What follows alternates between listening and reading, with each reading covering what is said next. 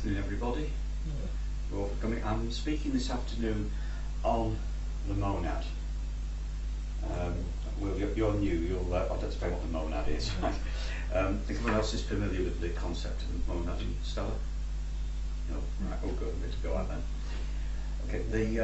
The monad is it's a word that comes up in Theosophy. It also comes up, strangely enough, in biology and mathematics, but it's based on the word mono, meaning single, and the monad is the single individual spiritual entity that not just we have, but every atom in the universe has, and it's the driving force behind evolution.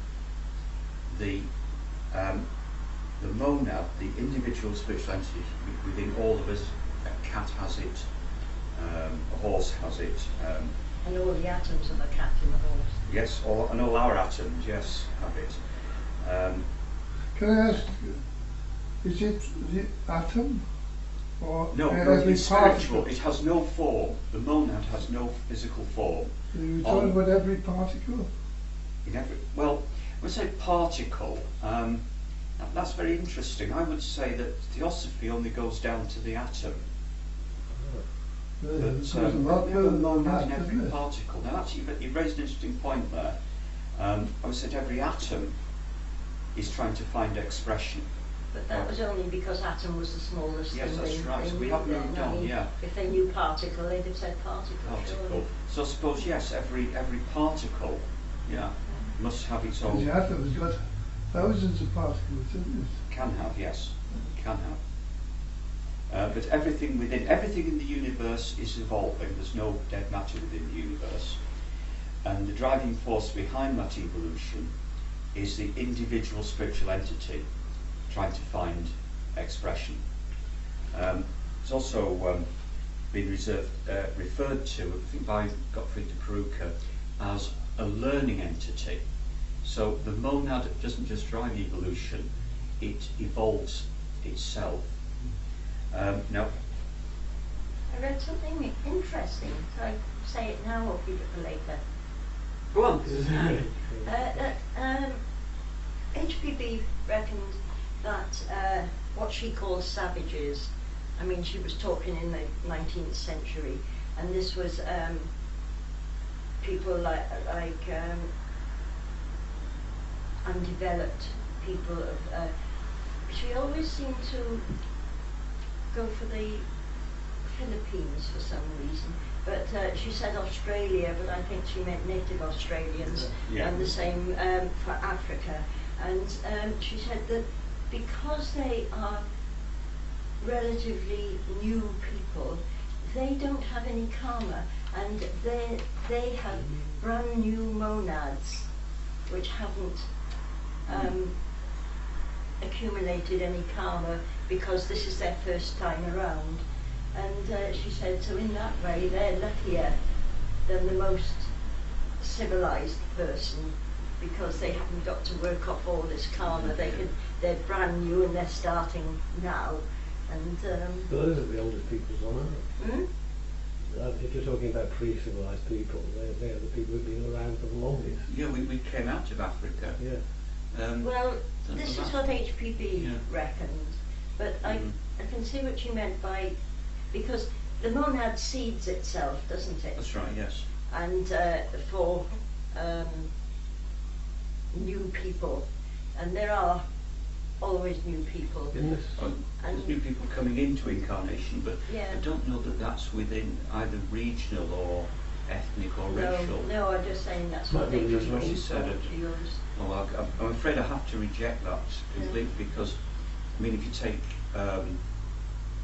within Asia and Africa, there have been many civilizations, the Benin and the they were always there, weren't they? That's right, They're not newer than us. No, that's right. But she thought they were. That's why I thought it'd be that's just right. an interesting thing to Yeah, no, it's. I can see the reasoning, but I think it's just wrong. But the new people who do have new monads. Yes, there are new people coming in, early phase of the cycle of death and rebirth. Oh, by the way, do you believe in reincarnation? Or do you... To a certain degree, yes. You at least accept the possibility of it. Theosophy doesn't actually work, really, if you don't at least accept the possibility of reincarnation. Okay. Yeah. Yeah. But we're not going to force it. No. No, it's not done. Yeah. No, Dislike it. Go on. Okay, I'll say what the monad technically consists of. Now, the monad has no form on the physical plane, but there are other planes of nature, and on the Buddhic plane it would have form, but that's well beyond us at the moment. We have the Atma, which is the well, we call it the divine spark. Some people call it the peace of God in everybody, the peace of the universal essence, which is a word I don't like that word. It's described in the Secret Doctrine as a ray. Yes, it's described as a ray. Quite good, isn't it? Because that's I'm going to talk about the ray because I'm going to describe it slightly differently, but it's quite difficult to illustrate a ray. But yes, there's one single ray, I suppose originally of creation, universal ray, and that is undifferentiated. And going into the monad, it differentiates and it it. divides into seven. Yeah. There's the Buddhic principle, and that is the vehicle for the divine spark, and the two together form the monad, the single individual entity, as opposed to the universal consciousness or the oversoul or the human oversoul, whatever you want to call it. That's the individual human entity. I'll stick with humans at the moment, because I've gone to amoeba and cats and stuff. And above that, the divine spark there, sort of the ray, is undifferentiated. And I would describe it as part of a spiritual family. Now I'm going to do a really complex demonstration now of this. We'll take, and I hope this doesn't get too technical, we'll take this jug of water as the universal essence. This is the undifferentiated spiritual consciousness. Right, Jug of which, yes. yeah, okay, right. I think everyone's got it now. And I'll pour it into these cups and make a right mess of it. So I leave that one. So I think we manage it out. I'll leave this fall over there.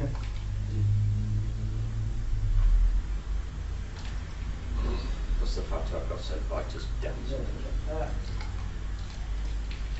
Right. Yeah. Okay. And we'll do the last one. Not forget that. So that's a lost soul. I remember we'll complete what I set out to do. It's like Tiz was this, isn't it? Do you remember Tiz was? No. Oh, it's a television programme about 1980 where the television studio ended up looking like a rubbish dump and used to throw buckets of water over each other. Chris Tarrant. Chris Tarrant, I know Chris Tarrant. Yeah, but that was his first big thing, and Chris Tarrant, Lenny Henry, and he used to. Oh, yeah. It was slapstick basically, but you know, a bit of what? It was appalling. I was born in the late 80s, so I think that's beyond my time. Yeah. Yes. Just. Okay, now I would say that this represents the individual spiritual entities, but it's all the same water, and that it's part of the same universal essence, but it's differentiated firstly into humanity, because say if it was a cat, there would be a sort of cat universal consciousness, or a horse or whatever, but for humans. And I would say that at the Buddhic level, which represented with this, they're all aware at a subliminal level, because technically you can't think at that level of that it's part of a universal oversoul. They're all aware of it. And who's familiar with Rupert Sheldrake's morphogenetic fields? Or the concept? Right. Rupert Sheldrake came up with the idea that you get a monkey on an island somewhere learns how to scrape the food out of a shell with a stick. And within a couple of years, all the monkeys around the world have learned how to do it. And they've had experiments with rats where they taught rats to do things in America, and they found rats in Australia and... Oh, that's something else. They Hundred- called it hundred- the 100th monkey The effect. 100 monkey effect happened in Japan. Yeah, Yeah. that's an experiment. I have heard when you put it into that. I didn't know Yeah. the person That's who right. So the theorised rats that. taught the monkeys taught to do things. Then round the world, they get the idea from somewhere. It just doesn't work with children. But it's usually children who actually initiate and discover the process. Often the children who don't usually exist. Yeah, because they are they are much more creative. Oh yeah, great. No, that's true. It's innovative ideas. Yeah. Okay, at the buddhic level, we'll be aware of of basically being all one thing. As we come down through incarnation into physical matter, because as we know from the constitution of man, I'll explain this. At the top, the Atma Buddhic, coming to incarnation, you have the mind, that's two, high mind and lower mind, the desire principle and life energy, and the physical body. The end of physical life, an essence of the higher mind combines with the Atma Buddhi and forms what we call either the causal body or the reincarnating ego, and that provides a link from life to life. But all the time, that is helping the Atma Buddhi, the monad, to evolve. And I think at the monadic level, striving for evolution, and all our individual monads at that level are aware of the oneness of we're all part of the universal essence. The Buddhic principle makes that possible. That's why Buddha was enlightened, is the term. It's in the term Buddha, enlightened. But the Buddhic principle is aware of that. But as we come into matter, we lose touch with it, and we can lose touch with it completely, to the extent that we believe that we're all separate. And some religions actually focus on meditations on soul consciousness. Hindu groups very often do, the idea of soul consciousness, that at the top level we're all part of the same thing, and that it's our situation in incarnation that separates us out, makes us feel that we're different. I think if you do meditate in a group, it's much different to meditating alone, isn't it? That's right, yes. Yeah. Anyway, the idea of the morphogenetic fields, I think that functions through the Buddhic level, the one universal essence. And I'll give an example with Newton and Leibniz. Isaac Newton came up with calculus, and Leibniz came up with something very similar. In fact, they attribute calculus to both of them, really. And they never met, and they never knew of each other's existence until they'd actually come up with their ideas. But that would suggest that, and this is quite common in science, that the same idea is worked on and the same solutions found in completely different parts of the world. I've heard the same applied to jokes as well. Yeah, that somebody tells a joke in Manchester and then somebody tells the same joke in Bristol. That's what happens. Yeah, completely separately. Amazing what monkeys can do. That's right. But you often find, though, that a book will come out on an unusual subject, and then you get 2 or 3 more coming Yeah, out in the that's same right. month. Yeah. Yes, that's right. That would also back up Cameron's law of seriality. Paul Cameron, anybody? Yeah. What? Sorry? You've heard of him? No, Paul Cameron, Austrian, going in the 20s. He came up with his law of seriality in a book called Das Gesetz der Serie, which means it never rains but it pours. There's no English translation. And he said that the fact that an event happens makes that event more likely to happen again, no matter how unlikely that event. So, like a second division side gets to the cup final. That's happened in the 70s, and then within 2 or 3 years, several other second division sides over the next 10 years got to the cup final. And there'd been no second division. There'd been no second division side who won the cup final, I think, since about 1912 or something. But and then one did it, and then there were several instances of second division sides winning the FA Cup. So, I'm sorry I mentioned football, but you know. It had to happen. It had to happen. Yes. Well, you can't argue with a point at all, can you? I mean, that's now, G.I. Gurdjieff came up again with telepathy, and he said there are 2 types of telepathy. One is the normal mental radial telepathy, which I think most people regard as telepathy, that is between brain to brain. And although we can't fully explain it, I think most people agree that it probably is tenable, that it does exist. There's a lot of evidence for it.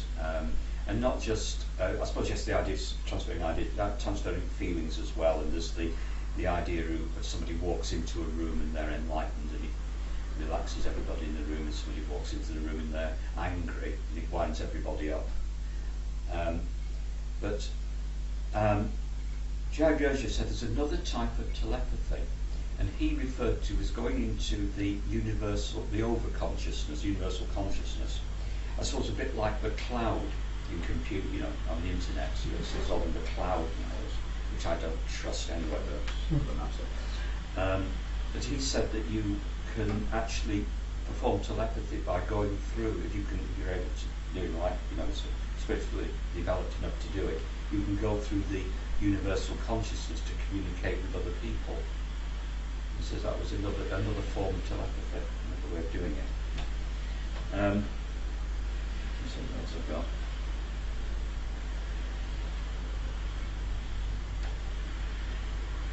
Yes, the Buddhic principles influence on our thoughts.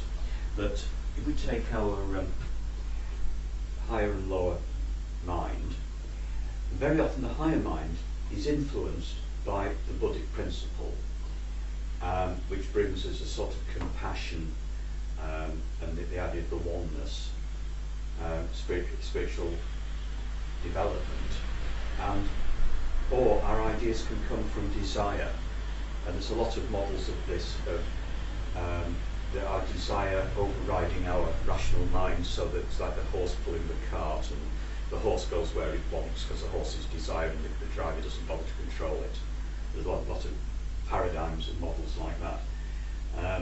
So the Buddhic principle, higher thought is influenced mainly by the Buddhic principle, and it's the essence of higher thought that goes into the reincarnating ego and comes around for the next life. I think another thing perhaps to say is that, that's what's obvious really, Atma really, as in terms of incarnation and development and evolution, you need the two. Atma on its own is just Atma, and Buddha is just Buddhi. The two are mutually exclusive and only really have any significance in the universe when they're combined. A bit like I'm a cyclist, but as my bike's downstairs, it's a bike downstairs and I'm sitting here. I'm not a cyclist. as I'm sitting here. Right. You see, God, that's a good one, isn't it? It's funny, it's only you that is called a cyclist. You up here and a cyclist downstairs, but the bike is always a bike. That's true, yes. It's not a humanist when No, that's true, it's just when there. it's being ridden. So, yeah, it's still a bike if it's not being ridden, that's right. The car's still a car, but it's not being driven, yes. But a motorist really is only a motorist if he's driving the car. That's a good one. That's given us something to think about. Okay. Okay, mention it as well. The monad, there are really three types of evolution, and the monad principally drives spiritual evolution, but there are two other forms of evolution as far as humanity is concerned, and that's the intellectual and the physical. And the intellectual is one, I think, that in the current cosmic era we are developing the intellectual side of our nature, simply because we come from Paleolithic man to this in about less than 20,000 years. And I think that's exactly, in terms of Darwinian evolution, I don't think you can explain that. Physical evolution, we've been the same for, did say about 800,000 years, we haven't really changed. But in a matter of 20,000 years, we've done all this. So Darwinian theory wouldn't explain that. Unless anybody watched Blaze channel, and they've had a thing on about ancient aliens, and they've been running it for several weeks now, and virtually everything in mythology, in the Bible, Woden, Thor, anything appears, according to some people, to be the result of aliens. Yeah. But everything. I've watched it on the History Channel. Oh, right. It's sometimes shown on the History Channel. I mean, okay, they've got some very good ideas, but to actually say that everything is to do with alien intervention, I think is pushing it a bit. But yes, it is easily possible that at some point, say about 20,000 years ago, we were visited by another civilization, and that's pushed us forward, and now we've got civilization. And there's no Nephilim in the Bible who are hybrids between aliens and ourselves. Oh no, they didn't call them aliens in the Bible, did they? They called them heavenly beings or something. Yeah. Like gods and demigods in Greek mythology, isn't it? Because Zeus and all the pantheon of gods, and then they tend to go for human women and the offspring and demigods like Heracles, and there's lots of them, and they have some sort of superpower as well. Well, all religious traditions do seem to have higher beings. Well, they're religiously Theosophy postulates that they are beings that used to be human, have evolved beyond us, archangels. In Christianity, Dan Shohan's in Hinduism. Well, They're we become common. more spiritual. We will become spiritual beings. That's right. Unfortunately, it takes a monad, one entire planetary Bantara, which is 49 cosmic eras. Yeah, but I mean, it doesn't Move up matter one how long road. it takes. That's does it? true. No, that's true. Time. We talk in time in terms of waiting, 2 or 3 weeks and that. Yeah, but I mean, it doesn't say in the Bible how long it took angels to become angels. No, does it? that's not mentioned at all. In fact, it just represents angels as higher beings. Yeah. The idea that it doesn't. It's even inspired as an angel. Yes. Well, I did very upset a Christian. I used to work in a place where he was a fundamentalist, used to bring in a magazine every week for us to read called Emergency Evangelism, to stop us going to hell. Now, because we Very good kind. because we were polite, we worked with him, and so we didn't push it too much, so we didn't say too much to him. But I did say one day that the archangels were actually originally pagan gods, And when Abraham came up with the one true God, they couldn't sack all the old gods because it upsets people when you got sacked, you know. So they incorporated them in the system, and they all had jobs. They were all the god of this and the god of that, and then you could still have your one true God at the head of it all. But that's And just what pagans call, what the Christians call angels. We call them gods and goddesses. That's right, but I thought his head was going to explode. The idea that I linked the Christian tradition in with paganism, fortunately, it was a bit too much for him. Well, surely everybody was a pagan before Christ came, or before God had Well, a... according to Christianity, yes, a pagan, yes, that's right. There's nothing wrong with being a pagan. That's right, although Christians are not keen on it, are they? They don't understand it.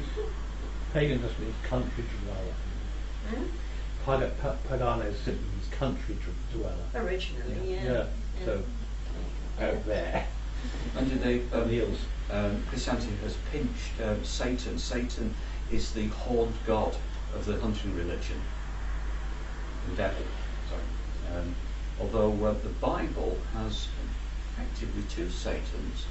It's got Samael, the fallen angel, and also Baal-zebul, who became Beelzebub, the god of the Moabites. And Lucifer. Prince Baal. Yeah, Lucifer was, I think, Samael. Yeah. So you've got Moloch as well, haven't you? So you've got Moloch, money, the god of greed and money. Oh, right. So you've got a whole pantheon of devils as well. That's right, they are there. Up there and down there as well. Yeah. Good guys in the back I think Christianity simplified it down to Satan. there. Yeah, so the one god, the one devil. Yeah. Really makes the opposition. Right. And some Christian groups build Satan up to really be something.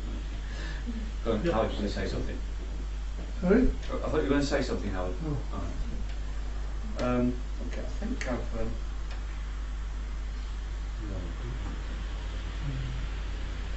moved forward.